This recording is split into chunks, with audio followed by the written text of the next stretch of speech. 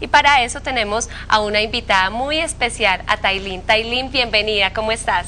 Gracias, Monique. Muchísimas gracias de verdad por esa invitación. Tailín Rodríguez es psicóloga y ella viene a hablar desde su punto de vista, lógicamente, de psicóloga.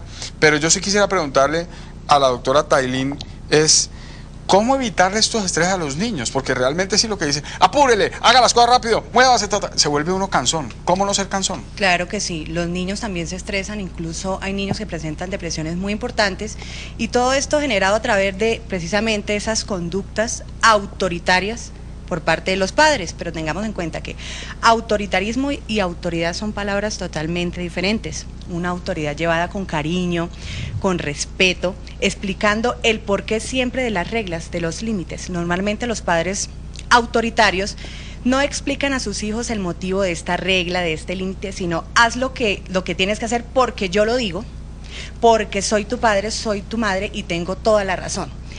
Estas conductas autoritarias, ridiculizarlos en frente de sus amiguitos, estarlos criticando constantemente, no reconocerles sus logros.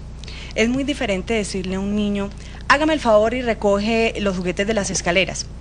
Entonces el niño lo hace porque el papá lo ordena, pero ¿qué padre o qué madre le explica? Le dice, mi amor, recoge por favor los juguetes de las escaleras porque alguien se puede caer, alguien se puede tropezar. Entonces ahí los vamos enseñando a que ellos comprendan la consecuencia de sus actos y esto influye totalmente en el desarrollo de su vida. Y de sus decisiones. Y de sus decisiones. Ahí vamos nosotros a saber si estamos formando hijos totalmente autónomos, hijos seguros de sí mismos, hijos con altos niveles de autoestima. O si estamos haciendo todo lo contrario, estamos creando en ellos hijos llenos de miedo, hijos que no tengan la capacidad más adelante de enfrentar los retos de la vida. Y muchos padres ignoran totalmente eso. Muchas veces no lo hacen porque ellos quieren, sino por ignorancia. Amor, sí.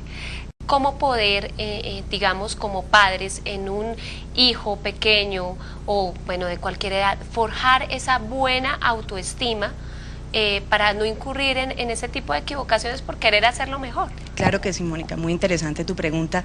En este momento yo sé que hay muchos padres, muchos cristovidentes, porque ustedes tienen muchos fans. Muy bien. Entonces, en ese momento hay muchos padres que pueden estarse dando cuenta que están incurriendo en estos errores que yo estoy en ese momento comentando. Entonces, lo importante es saber reconocer el error para a partir de eso empezar a cambiar esas formas que tenemos de educar, esas pautas de crianza equivocadas que estamos utilizando con nuestros hijos. Lo primero que hay que empezar a hacer es reconocerle, así sean logros pequeñitos. ¡Wow! ¡Qué lindo te está quedando! ¿Cómo te fue en el colegio? ¡Espectacular! Y no mostrarles como ese miedo de que ellos se equivoquen, de saber, de confiar uno como hijo, en que su papá confía en uno, de que su mamá confía en uno, y no estarlo totalmente criticando. ¿Por qué hiciste eso? Mira, te caíste, te vas a caer, no hagas eso. Mira lo que hiciste. Entonces, claro, eso va creando en el niño cierto miedo, ¿sí? Cierto temor que él va guardando, y entonces a lo largo de su vida va a ser un ser temeroso, inseguro, desconfiado, no va a tener como esa autonomía, esos altos niveles de autoestima. Porque nosotros a veces corregimos al niño pensando en el adulto de 50 años. El niño tiene hasta ahora 2 añitos. Es verdad. Entonces, sea Sí, responsable. claro. Como un Las niño, etapas, le hablo de ¿no? responsabilidad desde mi posición, cuando yo soy un irresponsable de primera, le hablo al niño de responsabilidad a los 2 añitos pensando que tiene que ser responsable con el tipo de 40 o de 50. Por eso corregimos y hacemos mucho daño.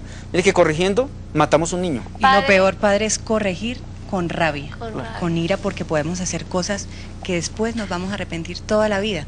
Yo he tenido muchos pacientes que me dicen, doctora, ¿qué hago? Me llené de ira, me llené de rabia y maltraté a mi hijo y después me dolía tanto, no sé qué hacer. La culpa es... Suena muy fácil, ay, hagámoslo con cariño, hagámoslo, pero es muy difícil cuando uno está en esos momentos de ira, de rabia, que no sabía qué hacer, que me desespero, que mi hijo no me hace caso, que siento que se ha vuelto rebelde.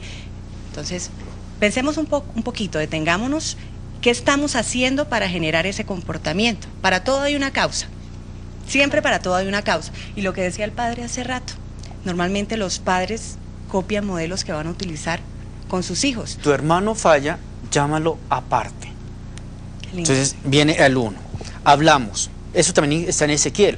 Entonces se habla, mira, has fallado en esto. Con el niño lo decíamos la vez pasada, hay que hablarle con mi lenguaje, pero entendiendo el lenguaje del niño. A ver, venga, bebé, no haga eso. No, eso no se le hace a un bebé. Por eso es que llega el niñito a los 15 años, me pegué. Porque todo el tiempo la llamaba cu. No, al niño hay que hablarle porque el niño no es un juguete, no es un bobo. Se sienta el niño, el adolescente, la persona, se le habla, se le indica en qué falló con argumentación. Al niño se le puede argumentar, al adolescente hay que argumentarle, al adulto hay que argumentarlo. Correcto. Si él no corrige, entonces se llama a otra persona. 2. Si la persona no cambia, a toda la comunidad, pero después de que se ha hecho todo un proceso. Nosotros somos folclóricos.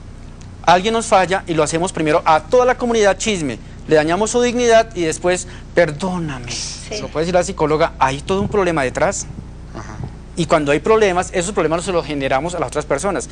El papá psicorrígido es el que le obliga a su hijo que tiene que esto y esto. Perfecto, Y el cuando lo chino exagera. está en otra cosa. Cuando la norma Pero si las es malo. exagera, cuando la norma las exagera, Espéreme un es segundito, malo. Víctor. Mi querida doctora, la psicorrigidez, ¿es un problema? Claro que sí. Para todo debe haber un equilibrio. Y todo a los extremos Es malo. es perjudicial. Entonces, lo que se busca es tener un equilibrio. Ni ser muy permisivo, ni ser muy autoritario. ¿Sí? Perfecto.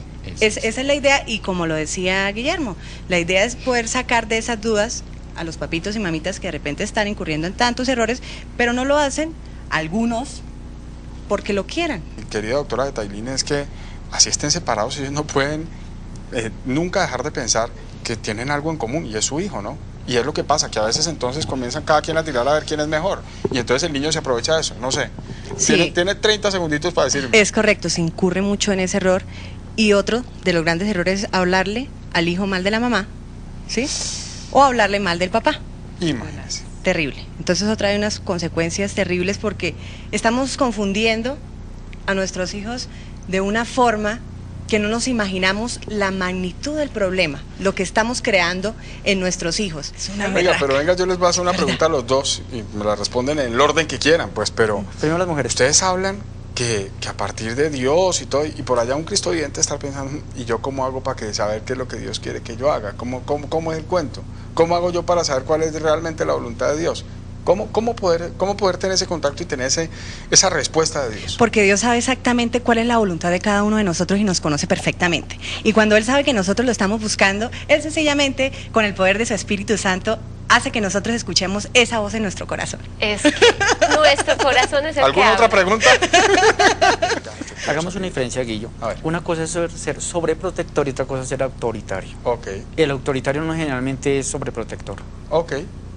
Hay una diferencia. Marquemos la diferencia, marquémosla. Sí, hablemos de la diferencia, está bien. Aquí le traje un especialista. Listo, muchas gracias, padre. Bueno, recalquemos primero que el objetivo principal de estos padres autoritarios o de estos padres dominantes es siempre mantener el control sobre sus hijos a través de la manipulación. El autoritario. Es correcto, de la humillación, del dolor, de señalarlos, de amenazarlos, de gritar todo el día por cualquier cosa, De degradarlos. de degradarlos, de no tener en cuenta su dignidad, de no en ese momento no pensar que nuestros hijos no son nuestros, son prestados.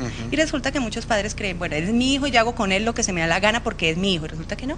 No, mentira. Nosotros sencillamente somos los encargados de guiar. Repítanos eso, doctora, porque es que eso es para que muchos papás sepan, porque sí, a veces es una propiedad sobre los hijos, y por eso inclusive ahí viene se vuelven sobreprotectores, después no los quieren dejar ir. Entonces el hijo que es bombril, padre, ore por Ay, mi sí. chinito.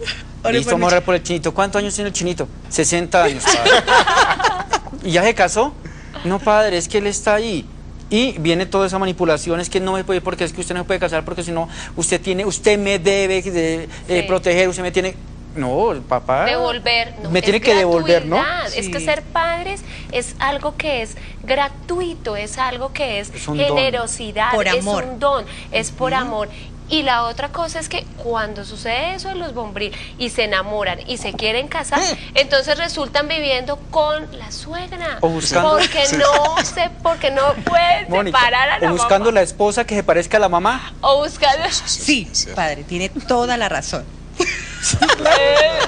Sí, es cierto.